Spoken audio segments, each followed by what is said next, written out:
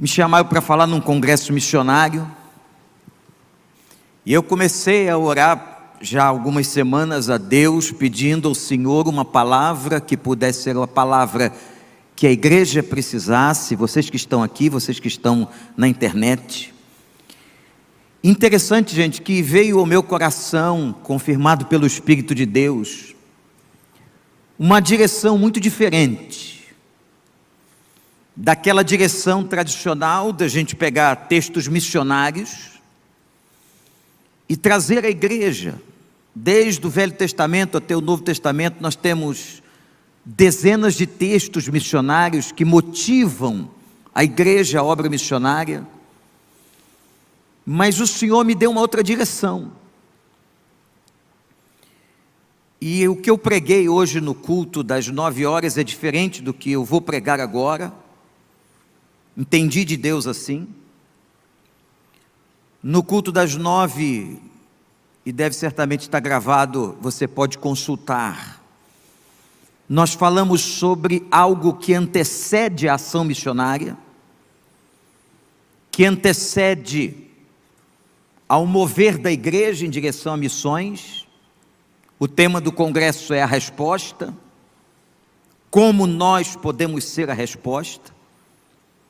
E nós tratamos no culto das 9 sobre o nosso próprio preparo, a nossa própria vida, de um Deus que derrama do seu Espírito, que nos faz ter consciência de quem somos, das nossas fragilidades, de um Deus que nos aviva, nos preparando então para que sejamos a resposta certa, no tempo certo e na geração certa. Essa é uma síntese daquilo que falamos às 9 horas. E na palavra agora do culto das 11, que Deus colocou ao meu coração, é algo que também que antecede as estratégias missionárias, a ação propriamente dita, que é a questão da fé. Sem fé é impossível agradar a Deus.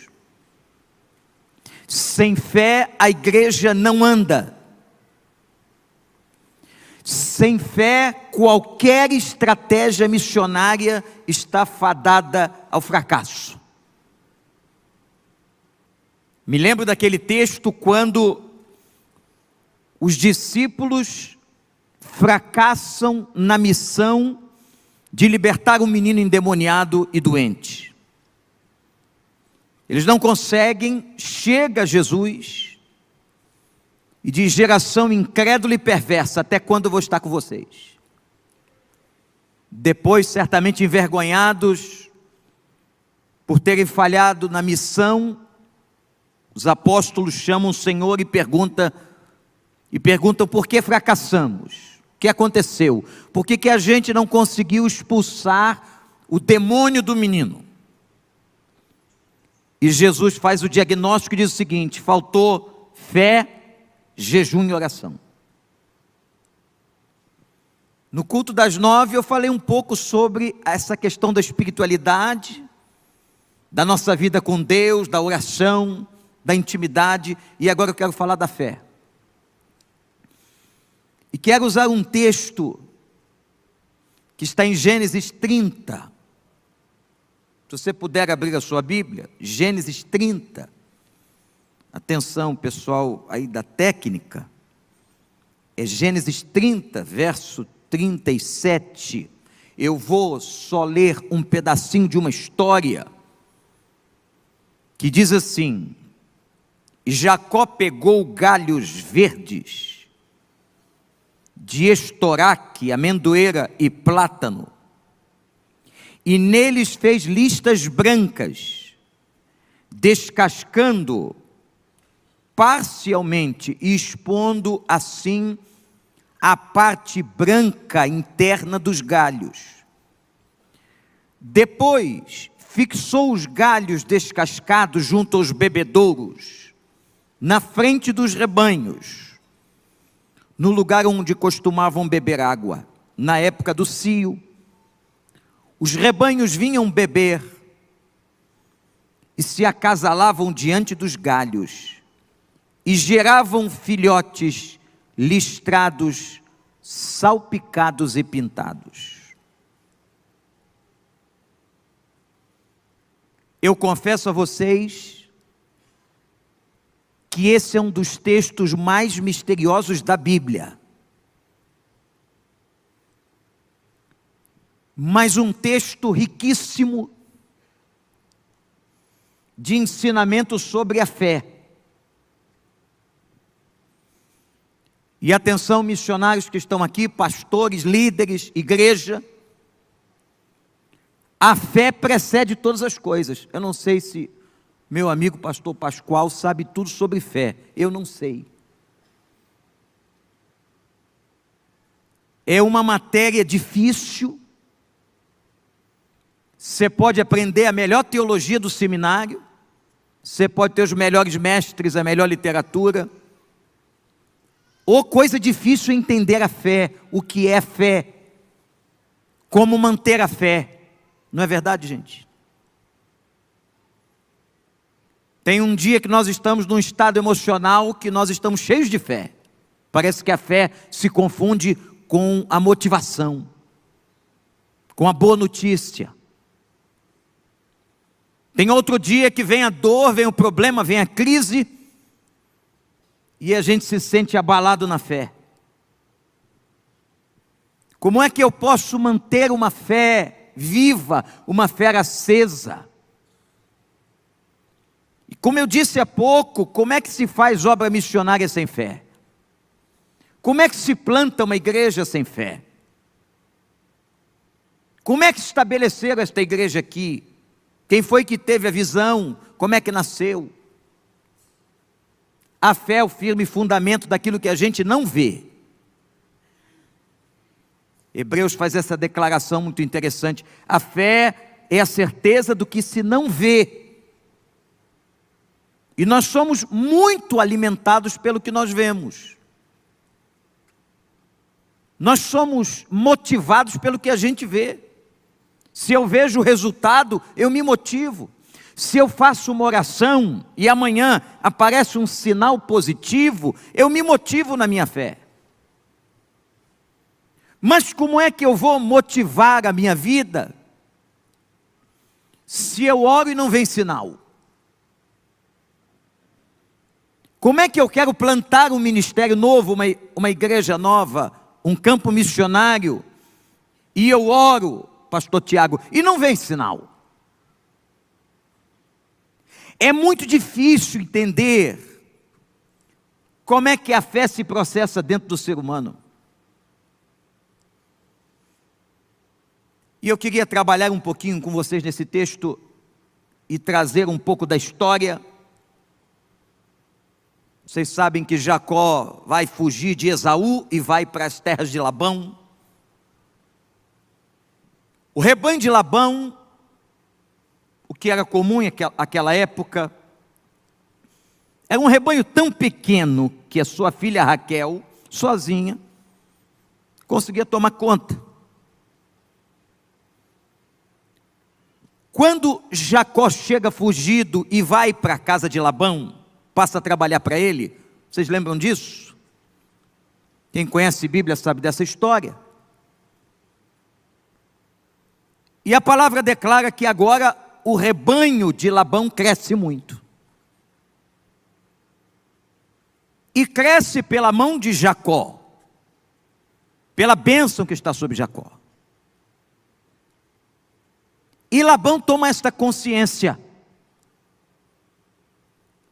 Mas Labão é um calo na vida de Jacó, porque Labão o trapaceava. E é interessante, não é? Porque Jacó era trapaceiro também. Tem sempre um pior.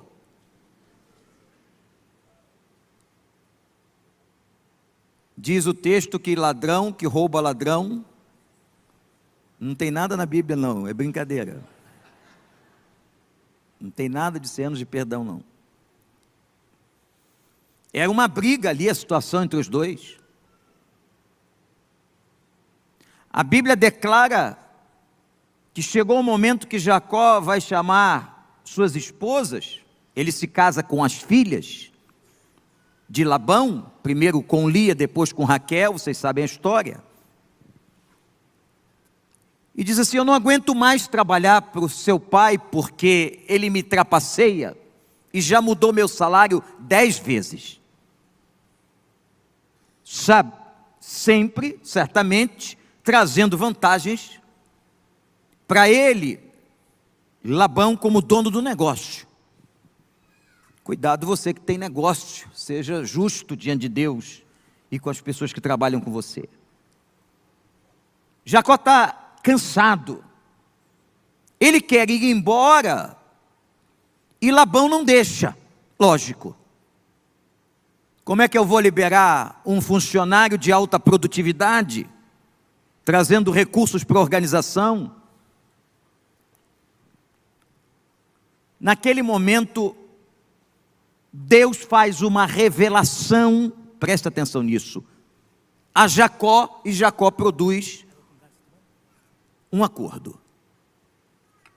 Jacó faz um acordo e diz assim: ok, eu não vou embora, não deixarei o trabalho do campo com teu rebanho,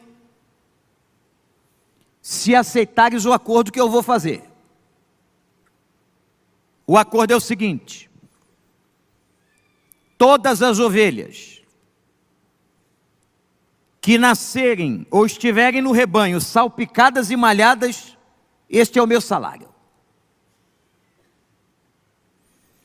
Labão ouviu aquilo e gostou. Por quê? Porque a maioria das ovelhas, elas tinham uma cor só. Geralmente brancas, os cabritos eram pretos, mas raramente no meio do rebanho haviam ovelhas salpicadas e malhadas.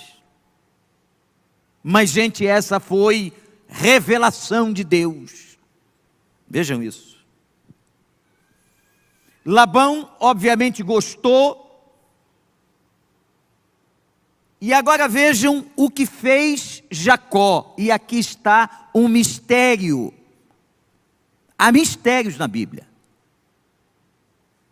Há revelações que não é a teologia que vai nos fazer, nem a melhor hermenêutica. São revelações do Espírito na sua palavra. Você acredita nisso? Eu não sei se você acredita nisso. Jacó pega galhos de 3 tipos de plantas, diz a Bíblia, de álamo, amendoeiras e plátano, e ele faz assim. Ele pega e faz suco nos galhos, até chegar à parte branca dos galhos. Ora, o que ele está fazendo com os galhos? Ele está criando listras alternativas, listradas, como se fossem malhadas e salpicadas. E ele intercala verde, branco, com os sucos que ele fazia nos galhos das árvores. Olha o que o homem fez, que coisa doida. Ele pega os galhos e coloca na frente do bebedouro, onde os animais bebiam água. Quando a época do cio, os animais vinham beber água, acasalavam, era costume, acasalavam ali. E sabe qual é a notícia? As ovelhas que estavam nascendo eram salpicadas e malhadas. A Bíblia diz que em 6 anos, Jacó formou um rebanho enorme e enriqueceu. Porque Deus o estava preparando para se separar de Labão. Mas Deus lhe deu uma promessa. E no capítulo 31, logo após o texto que lemos, há uma revelação da Bíblia de que Deus é que fala o coração de Jacó, para que separasse e que constituísse um rebanho de ovelhas salpicadas e malhadas. E que estas ovelhas salpicadas e malhadas se constituiriam o salário de Jacó. Deus trabalha contra a lógica. Deus trabalha contra aquilo que era natural, que era a maioria, que eram ovelhas de uma mesma cor. E Deus faz uma promessa a Jacó. Ora, irmãos e irmãs, presta atenção, dá uma olhadinha para cá. Quando Jacó está cortando os galhos, intercalando os sulcos em branco e verde, o que ele está fazendo? Ele está construindo uma imagem mental de fé. Ele está construindo uma imagem mental de fé. Não era a vaca que ia chegar e ver aquilo ali e gerar e parir crias salpicadas e malhadas. A questão está na fé de Jacó e não no animal. O que Jacó fez foi materializar a experiência da revelação. Irmãos, que o Espírito Santo nos ajude agora. O que Jacó fez foi materializar a experiência da revelação de Deus. Deus disse: eu vou te abençoar, eu vou fazer crescer o teu rebanho com ovelhas salpicadas e malhadas. Gente, Deus trabalha contra a lógica. Deixa eu dizer uma coisa para você. Você às vezes está esperando que as coisas naturais aconteçam, ou que venha uma resposta de Deus para a tua vida, de uma área normal. Olha só, Deus pode te mandar a resposta hoje de onde você não imagina. Deus faz coisas que a gente não imagina. Deus traz as respostas de onde nós não sonhamos. O nosso Deus é abençoador, é criativo, é maravilhoso, é soberano, é dono, é Senhor. Aleluia. Não espere que Deus trabalhe com a lógica, porque muitas coisas da ação de Deus não é lógico. Deus foge à lógica que Ele mesmo criou, ou que Ele mesmo estabeleceu entre nós. Jacó recebera uma visão de Deus. O que ele tinha que fazer é confiar. Meu irmão, você recebeu uma visão de Deus? Eu estou falando uma visão de Deus. Eu não estou falando de profetada, eu não estou falando de um desejo do seu coração, não é isso. Deus pode até trabalhar com os nossos desejos, mas eu estou falando de uma palavra que veio do Senhor, uma direção do Senhor. Esse pastor que está aqui agora sentado me lembrava, foi 2016? 3? Misericórdia. Em 2003... ele vinha de São Paulo, um congresso de juventude aqui, não foi isso, Tiago? Eu estava aqui pregando pela misericórdia, e Deus falou o coração dele, ele hoje está aqui, é pastor de missões da igreja. Isso é uma revelação de Deus que vem a se cumprir. Deus fala o coração. Você acredita que Deus fale? E Deus fala pela sua palavra, Deus fala usando a vida de alguém. Deus abençoa, Deus às vezes ouve o nosso clamor e usa um momento musical da igreja, usa um zap, usa um e-mail, usa o que Ele quiser, porque Ele é soberano, mas toda a revelação do Senhor tem base na sua palavra. E Deus cumpre no tempo oportuno. Quando Deus ouviu o clamor de Jacó, viu a exploração, lhe promete um enriquecimento do rebanho, uma bênção de prosperidade, Deus ia cumprir, mas Jacó tinha que crer. Quando Jesus Cristo disse, tudo é possível àquele que crê, repete esse texto comigo, você pode? Tudo é possível àquele que crer. De novo, igreja, vamos lá. Tudo. Que texto difícil. Ele é fácil de compreender a leitura, mas ele é difícil de vivenciar. Tudo é possível. Senhor, como é que é isso? Como é que eu creio e continuo crendo? Eu gosto daquele homem na Bíblia, me identifico muito com ele, que vai pedir a cura, e o Senhor diz, tudo é possível que crê. Ele diz, Senhor, eu creio, mas perdoa a minha incredulidade. Quer coisa mais honesta, mais sincera? Eu creio, mas eu também duvido, Senhor. Eu creio hoje, domingo, eu estou aqui cheio de fé, mas amanhã, segunda-feira, eu começo a ficar cheio de dúvida, vem o pássaro da dúvida e rouba a semente da palavra. Não é assim que acontece, gente? Aí a gente tem que voltar no culto de quarta-feira para encher de novo. Aí na quinta-feira tem que ir na célula. Aí na sexta-feira vem encontrar os adolescentes, mas eu não sou adolescente, mas vem assim mesmo. E vem no sábado, e vem no domingo. A gente parece que precisa e necessita desse reabastecimento, porque a gente sabe o quanto a nossa fé é frágil. Sabe por que a nossa fé é frágil? Porque nós somos humanos, carnais. E nós vivemos, como diz Paulo, entre esses dois mundos. O mundo da carnalidade e o mundo das coisas de Deus.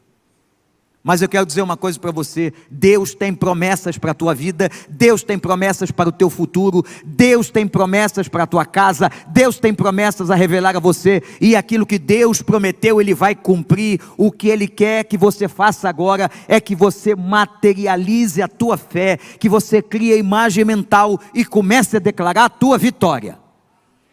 Isso não é pensamento positivo, pelo amor de Deus. Isso não é pensamento positivo, mas quando Jacó começa a fazer listras nas árvores, nos galhos, ele está materializando.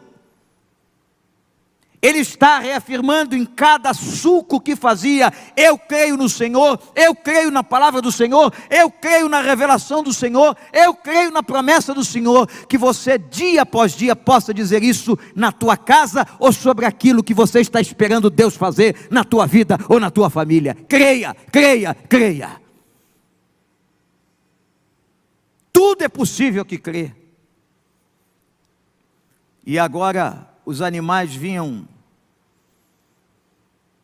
copular no cio, na frente do bebedouro, e nasciam as ovelhas malhadas e salpicadas. Jacó, olhe para o pastor, creu no futuro de multiplicação. Você, missionário, tem que crer no futuro de multiplicação da obra que Deus te colocou. Você, pastor, tem que crer na obra de multiplicação do teu ministério. Você, meu irmão, minha irmã, tem que crer que o futuro que Deus tem para nós e para você é um futuro de esperança. Ele não planejou coisa ruim para a nossa vida, Ele veio trazer vida abundante, e é disso que nós temos que nos apropriar pela fé. Declare a palavra, declare a vontade do Senhor, declare o que Ele prometeu para você, confia, vá em frente, e as vacas ou as ovelhas salpicadas e malhadas vão aparecer na tua vida e na tua casa. Deus mexeu no código genético, olha que coisa. Deus mexeu no código genético no momento da copulação. O nosso Deus é tremendo, gente. A ação de Deus é algo extraordinário. E sabe como é que nós podemos crer nas respostas das nossas orações? Está na Bíblia. É a partir dEle. É a partir de Cristo, não é dos meus méritos, não é da minha competência espiritual, não, eu só posso crer pela fé, que é através dele, Jesus Cristo nosso Senhor, aquele que foi pendurado no madeiro, aquele que foi salpicado e malhado com o sangue dele, por causa de nós. Louvado seja o nome do Senhor. Nele está a resposta de todas as nossas orações. Todas. E se alguma coisa ainda não te foi respondido, será. nem que seja com a morte. Mas todas as orações Deus vai responder, e todas as respostas de Deus para nós, meus irmãos e irmãs, são bênção, vitórias. Nós já somos mais do que vencedores por aquele que nos amou. Aquele que nos entregou seu Filho, como não nos dará com Ele todas as coisas? Vocês que estão aqui são mais do que vencedores, nós somos vitoriosos. Salpicados e malhados virão na nossa vida. Repete isso comigo: salpicados e malhados. Repete de novo: salpicados e malhados. A promessa de Deus virá na nossa vida, no nosso ministério. Ninguém pode fazer obra missionária se não for assim. Ninguém pode ser pastor se não for pela fé. Ninguém pode ser um empresário se não for pela fé. Eu estou falando de gente crente. E tudo às vezes começa com um gesto. Eu ontem tentei, lá na nossa oficina sobre vocação missionária, mostrar que todos nós somos vocacionados, todos nós fomos chamados, todos nós temos um ministério. A questão é que nós estamos em lugares diferentes. Lugares diferentes. Eu me lembro de uma irmã muito criativa, ela trabalhava dentro do Arquivo Nacional no Rio de Janeiro, mulher de Deus, mulher séria, e ela dizia assim: pastor, eu quero ser bênção. Eu falei: você vai ser, vai pela fé. Um dia ela achou ocasião e falou com o diretor do Arquivo Nacional, e deu uma sugestão para ele: por que o senhor não cria aqui, era final do ano, o senhor cria um culto, para nós agradecermos a Deus o ano e tal. E o diretor do Arquivo Nacional no Rio de Janeiro, uma repartição federal importante, que contém vários documentos da história da nação, lá no centro do Rio, ele disse: olha, eu posso criar, o problema é que eu tenho gente de várias religiões, e vou ter que chamar, então chama.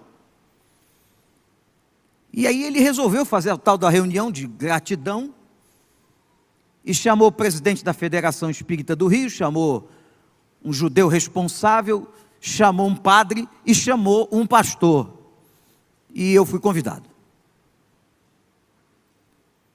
E chegamos lá no Arquivo Nacional, era o primeiro ano que eles estavam fazendo aquele tipo de celebração, era apenas uma gratidão, não tinha nem nome de culto ecumênico, nada disso. Mas, meus irmãos, na hora que o Senhor nos concedeu a graça, eu abri a palavra e preguei a palavra. E estava todo mundo ali. Vocês têm uma ideia daquela irmã de fé criativa que viu pela fé, salpicados e malhados.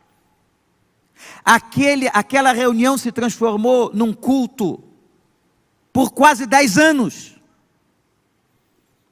E que várias pessoas ali foram evangelizadas dentro do Arquivo Nacional. Aconteceu até um fato que eu contei, muito curioso, pastor Pascoal, que eu, quando participava, e todo final de ano comecei a ir ao Arquivo Nacional fazer aquela reunião, e o padre era o mesmo, eu era o mesmo, óbvio, e o cara da Federação Espírita, estava todo mundo lá, e um dia eu recebi uma ligação, e o homem se identifica: eu sou o padre fulano de tal, eu queria que o senhor viesse pregar aqui, no Seminário Católico São José. Eu achei que era uma brincadeira, achei que era o Pascoal ligando para mim, brincando. Mas eu falei: como é que é? Não, eu sou o padre que estou sempre com o senhor lá O Seminário Católico São José é o principal seminário teológico do catolicismo no Brasil, é imenso. Mas olha, se o senhor aceitar, eu tenho o texto para o senhor pregar. Eu falei: ué, são filhos de Deus os que têm o Espírito de Deus. Eu falei: bom,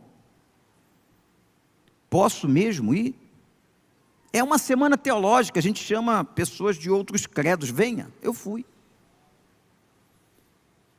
Irmãos, eu fiquei com muito medo, porque teólogos, os católicos são muito preparados.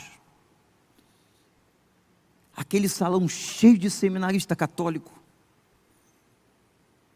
padres e professores de teologia. Eu falei: Senhor, se vê a oportunidade, vou pela fé, malhados e salpicados.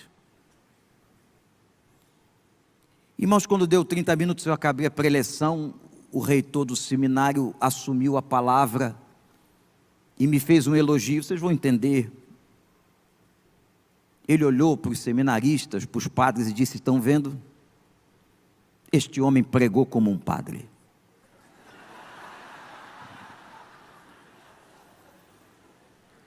Muito grato sou por aquela experiência. Se você não vê oportunidade pela fé na sua vida, você não vai. Tem uma foto que eu mandei para a técnica da igreja, de uma página do Jornal Batista Brasileiro, não sei se a gente consegue colocar. Essa foto que está ali, olha, é a história do Jornal Batista, da Convenção Batista Brasileira. Porque um dia eu recebo na minha casa um e-mail em russo, e para eu falar russo tem que pedir dom de línguas, eu não sei falar russo. E aí acionei um missionário nosso na Ucrânia, e ele disse: pastor, isso é um convite da Federação Batista da Rússia, para o senhor ser orador de um congresso missionário. Eu tinha estado na Ucrânia, no leste europeu, eu tive algumas experiências muito fortes com a área missionária, especialmente com missões mundiais, por causa de Valdemiro Timitiak, que muitos aqui conhecem.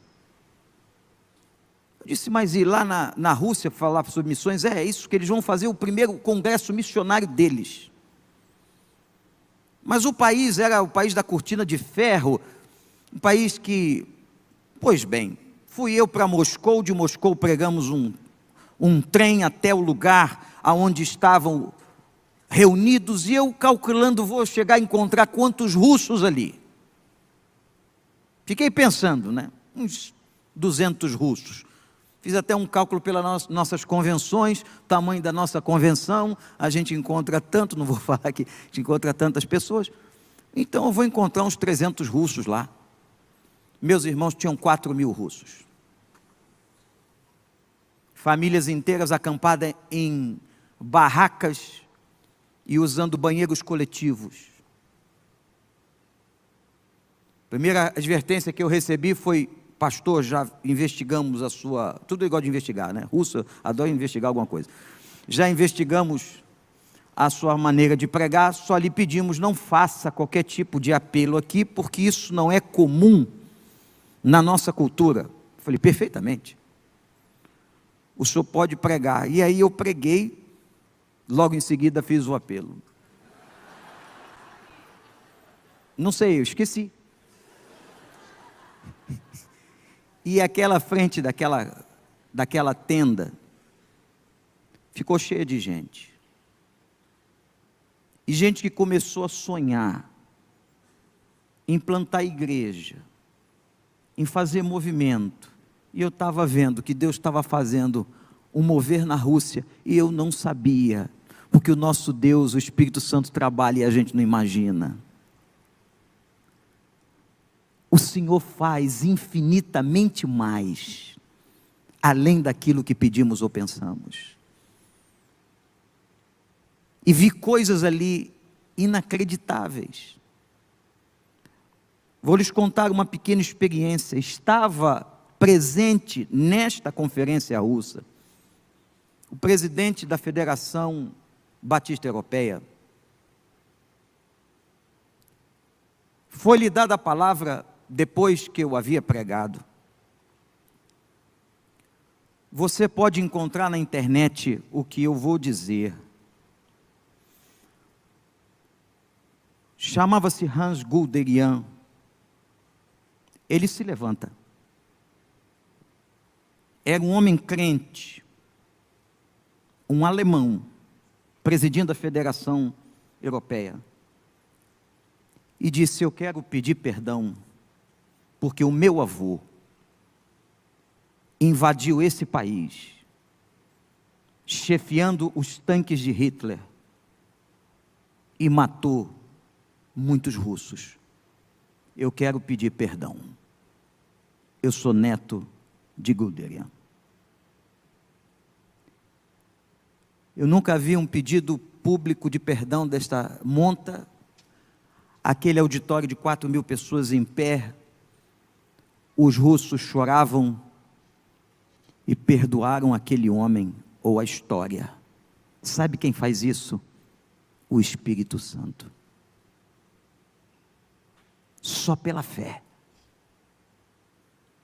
Só se você tiver os olhos nos malhados e salpicados. Malhados e salpicados aqui é a imagem do diferente, do inacreditável, do impossível, do que você acha que não vai dar certo, da resposta que não veio, da dúvida que você tem.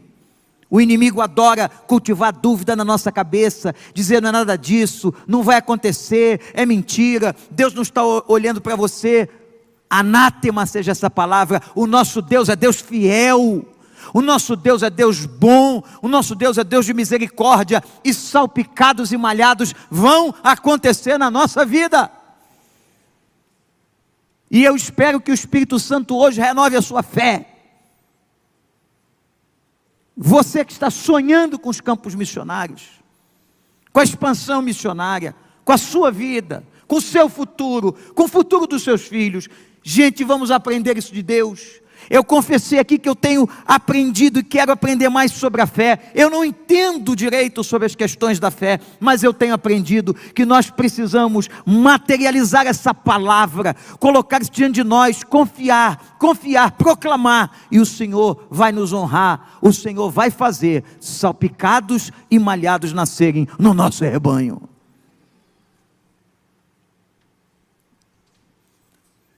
Numa outra experiência missionária, alguns anos atrás, na Índia, aquele país tão esquisito, difícil, catalogado os 330 milhões de deuses, que coisa doida.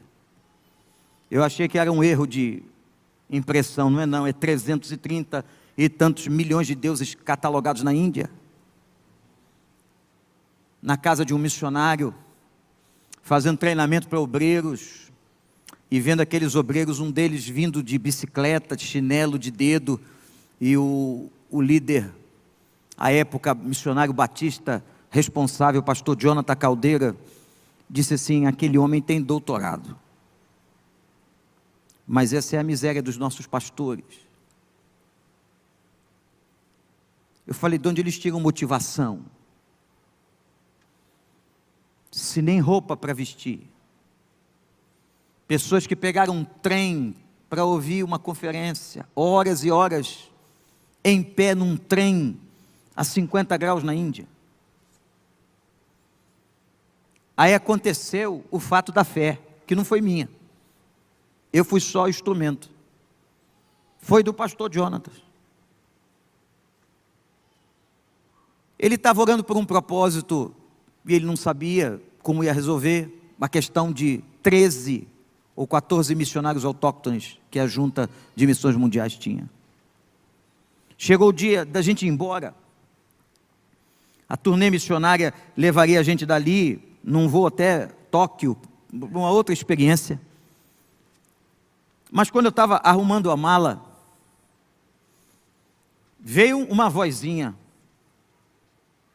que eu achei que a voz era minha, mas não era, e disse assim: por que você tem essas roupas todas aí? Dá uma parte, dá para aqueles pastores lá. Eu falei, mas dá a roupa. Eu discutindo comigo, ou com a voz, mas dá a roupa. Deve ter ninguém do meu tamanho, vou dar roupa para quê? Aí a vozinha disse: dê a roupa. E eu peguei então um monte de camisa e disse assim: essa aqui eu gosto, essa eu não gosto, então eu vou dar que eu não gosto. Você não faz isso também?